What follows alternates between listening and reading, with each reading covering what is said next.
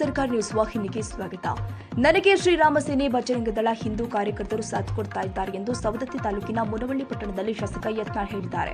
ಬಿಜೆಪಿಯಲ್ಲಿ ಇರೋರು 99ರಷ್ಟು ಹಿಂದೂ ಕಾರ್ಯಕರ್ತರು ಅಪ್ಪ ಮಗ ಸೇರಿ ನನ್ನನ್ನ ಪಕ್ಷದಿಂದ ಹೊರಹಾಕಿದ್ದಾರೆ. ಯಡಿಯೂರಪ್ಪ ಮತ್ತು ವಿಜೇಂದ್ರ ಅವರದ್ದು ಭ್ರಷ್ಟ ಕುಟುಂಬಗಳು. ಕಾರ್ಯಕರ್ತರ ಬೇಡಿಕೆ ಇದೆ. ಕರ್ನಾಟಕ ಬಿಜೆಪಿ ಪಕ್ಷ ಹೊಂದಾಣಿಕೆ ಪಕ್ಷವಾಗಿದೆ. ಬಿಜೆಪಿ ಅಧ್ಯಕ್ಷ ವಿಜೇಂದ್ರ ಅವರಿಗೆ ಬಹಳ ಕೆಟ್ಟ ಕಾಮೆಂಟ್ಗಳು ಬರ್ತಾ ಇದೆ ಎಂದಿದ್ದಾರೆ. ನೀನು ಹೊಂದಾಣಿಕೆ ಗಿರಾಕಿ, ನೀನು ಮೋಸಗಾರ. ಯಡಿಯೂರಪ್ಪ ಕುಟುಂಬ ಹಿಂದೂ ಕಾರ್ಯಕರ್ತರಿಗೆ ಸಹಾಯ ಮಾಡಿಲ್ಲ. ಹಿಂದೂ ಕಾರ್ಯಕರ್ತರ ಮೇಲೆ ಕೊಲೆ ಹಲ್ಲೆ ಆದ್ರೆ ಇವರು ಕ್ಯಾರೆ ಎಂದಿಲ್ಲ. ಶಿವಮೊಗ್ಗ ಜಿಲ್ಲೆಯಲ್ಲಿ ಹಿಂದೂ ಕಾರ್ಯಕರ್ತನ ಹತ್ಯೆಯಾದಾಗ ರಕ್ಷಣೆ ಕೊಡಲಿಲ್ಲ. ಇನ್ನು ಕರ್ನಾಟಕದ ಹಿಂದೂ ಕಾರ್ಯಕರ್ತನಿಗೆ ಏನು ರಕ್ಷಣೆ ಕೊಡ್ತಾರೆ ಎಂದು ಆರೋಪ ಮಾಡಿದ್ದಾರೆ. ಡಿ ಕೆ ಶಿವಕುಮಾರ್ ಸಿದ್ದರಾಮಯ್ಯ ಜೊತೆಗೆ ಅವ್ರು ಯಾವ ಹೋರಾಟ ಎಲ್ಲ ನಾಟಕೀಯ ಹೋರಾಟ. ಇವತ್ತು ನೀವು ಯಾರೇ ಚಾನಲ್ದವರು ಎಷ್ಟೇ ಅವ್ರನ್ನ ಹೊಗಳಿ ಒಂದೊಂದು ಇದನ್ನು ಮಾಡಿದ್ರು ತಳಗೆ ನೀವು ಕಮೆಂಟ್ ನೋಡ್ರಿ.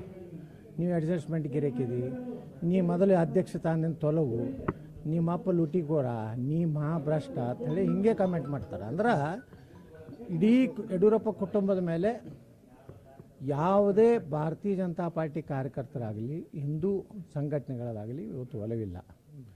ಹಿಂದೂ ಕಾರ್ಯಕರ್ತರ ಕೊಲೆ ಆದವು, ಎಷ್ಟೋ ಮಂದಿ ಆತ್ಮಹತ್ಯೆ ಮಾಡಿಕೊಂಡ್ರು, ಪೊಲೀಸ್ ಸ್ಟೇಷನ್ ಮೇಲೆ ದಾಳಿ ಆದವು. ಶಿವಮೊಗ್ಗದಲ್ಲಿ ಹಿಂದೂ ಕಾರ್ಯಕರ್ತ ಕೊಲೆ ಆದರೆ ಯಡಿಯೂರಪ್ಪ ಕುಟುಂಬ ಏನೋ ಅವ್ರಿಗೆ ಸಹಾಯ ಮಾಡಲಿಲ್ಲ.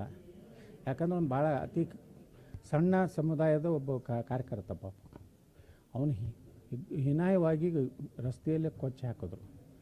ಆದರೆ ಇಂಥ ಶಿವಮೊಗ್ಗ ಜಿಲ್ಲೆಯಲ್ಲೇ ಇವರು ಹಿಂದೂಗಳಿಗೆ ರಕ್ಷಣೆ ಕೊಟ್ಟಿಲ್ಲ ಅಂದ್ರೆ ಕರ್ನಾಟಕದ ಹಿಂದೂಗಳು ಈ ಒಂದು ಕುಟುಂಬದ ತಳಗೆ ರಕ್ಷಣೆ ಇಲ್ಲ ಅನ್ನುವಂಥ ಭಾವನೆ ಇವತ್ತು ಕಾರ್ಯಕರ್ತರಲ್ಲಿ ಬಂದಿದೆ. ಅದರ ಹಿನ್ನೆಲೆಯಲ್ಲಿ ಇವತ್ತು ಹಿಂದೂ ಪಕ್ಷ ಕಟ್ಟಬೇಕು ಅನ್ನೋಂಥದ್ದು ಟೋಟಲಿ ಇಡೀ ಕರ್ನಾಟಕ ಚಾಮರಾಜನಗರ ಹಿಡಿದು ಬೀದರ್ವರೆಗೆ ಒಂದು ಕೂಗಿದೆ.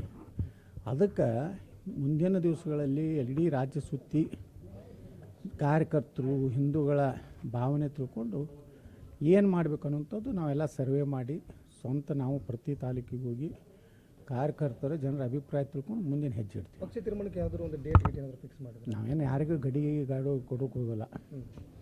ನಾವೇನು ಹೋಗ್ಬೇಕನ್ನೋಂಥ ಉದ್ದೇಶ ಇಟ್ಕೊಂಡು ಈ ಹೋರಾಟ ಮಾಡ್ತಾಯಿಲ್ಲ.